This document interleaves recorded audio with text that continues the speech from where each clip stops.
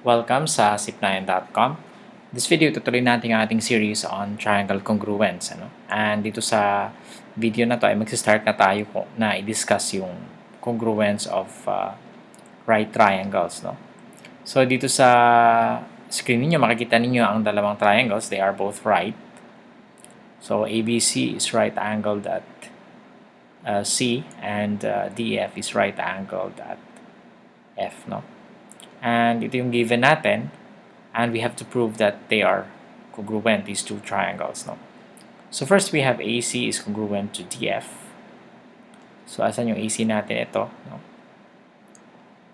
Congruent to DF. Next, we have BC. This is BC. Is congruent to EF. So ito naman yun. So we have to prove that these two triangles are congruent. So dito tayo ang ating proof. We have a statement, and of course we have reason here.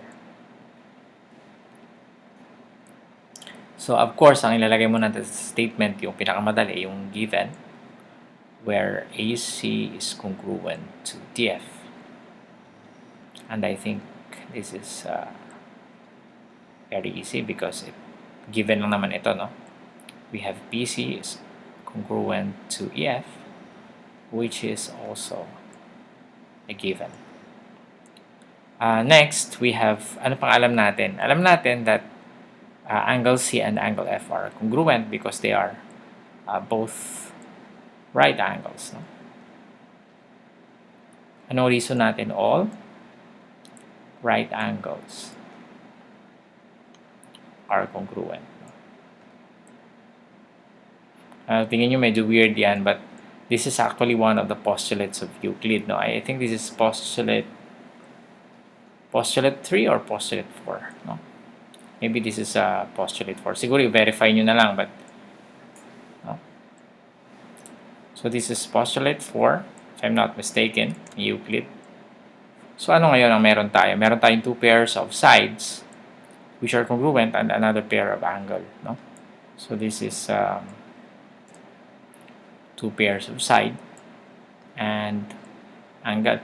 Wala naman tayong SSA, congruence, but notice that hindi siya SSA kasi the angle actually is included, between siya dun sa dalawang congruent sides, So ibig sabihin, this is by SAS congruence, Ibig sabihin that triangle ABC is congruent to triangle DF by SAS congruence. But this is already understood, Oops. Later na lang tayo mag-update. Congruence. So, kung napapansin niyo, kung meron para tayong right triangle, automatic na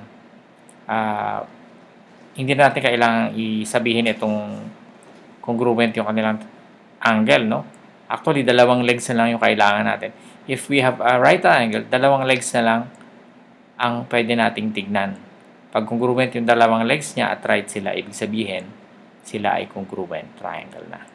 So, yan yung tinatawag natin na LL congruence or yung leg-leg congruence. So, ang LL congruence, ang sabi niya is that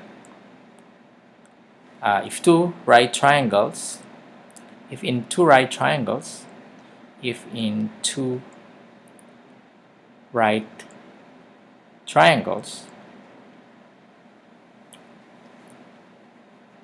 the two legs of one are congruent to the two legs of the other, the two legs of one are congruent to the two legs of the other, to the two legs of the other, respectively. Ibig sabihin, corresponding legs nila ay congruent. The two triangles are congruent. Yun yung pinaka-conclusion natin. The two triangles are congruent. Congruent. Okay? So, I think ang pinaka-basic lang dyan is pag may dalawa kang triangle, no need to check for SAS, no? Tignan nyo lang yung dalawang pairs nung legs, no? If the two pairs are congruent, no? If this part is congruent to this part and this part is congruent to the other leg, then you are sure that they are congruent. Again, right triangle lang ito pwede yung leg, hindi siya pwede sa ibang klaseng triangle. Okay? So, and the leg triangle, no? Kung napansin niyo, was derived from the SAS congruence. Maraming salamat and I hope meron kayo natutunan sa video na to. See you in the next tutorial.